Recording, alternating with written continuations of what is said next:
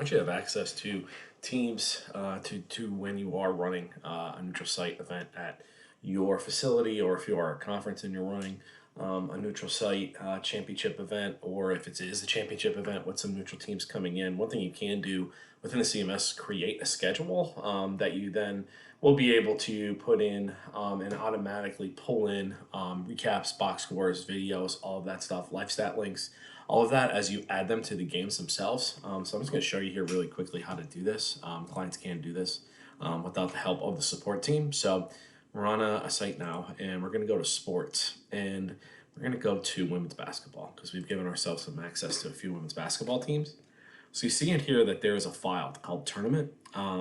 If you don't have this file on your season or on your sport season, it's just easy to create. All you gotta do is just add here and then go to section.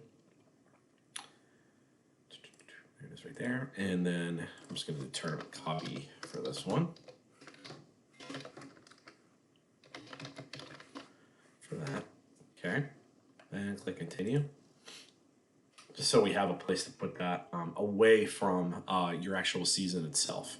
It's just going to basically live in here. So what we would do now is go into here and create the schedule out. So we would go to add here. And then for our select the content type, we would select a schedule network, then continue. And then we're just going to put in schedule.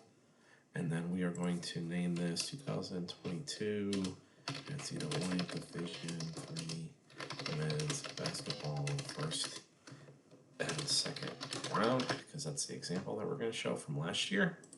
Hit continue, and you'll see in here that at this point you're going to have some areas here for the sport itself. So we have to select the sport and then go to the season in question. Obviously this year it would be 2022-23, but we're going to go back to 21-22 for this because this is a tournament that's already been done, just to show a really good example. So we're going to click save, but obviously for everybody this year, you would just go to 2022-23 for the organization that you have access to. So click save. And then in here, you'll see that we have given access to this client to these 4 teams. So we're just going to click add all teams. If you want to add each team one by one, you can do that too. So we could do that as well for each one, but let's go add all teams. All 4 teams are added. We click save. So now this is really the most important part of this, is that to actually show the tournament schedule itself, we have to restrict the date for the tournament. So however long the tournament is going to be, you have to restrict the dates for that. So in this case, the dates of this tournament last year were, let's go back to last year, 2022, back in March. It was March 4th.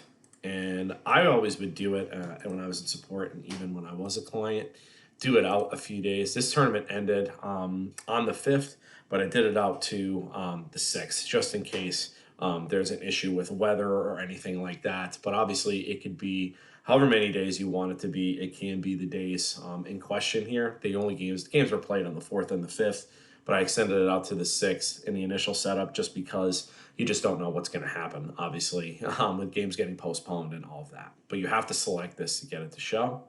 Hit save restrictions. And then you won't see anything in here just yet, but we click on save.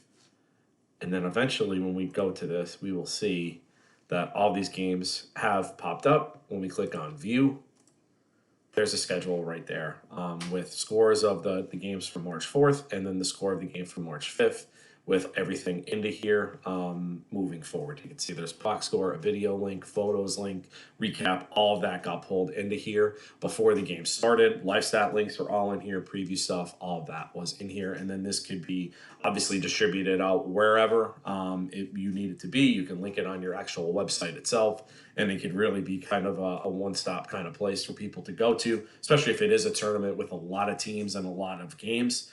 This is a really good tool to use so that you have a schedule of just the games themselves as they're being played throughout the course of a tournament or a week or a weekend or whatnot.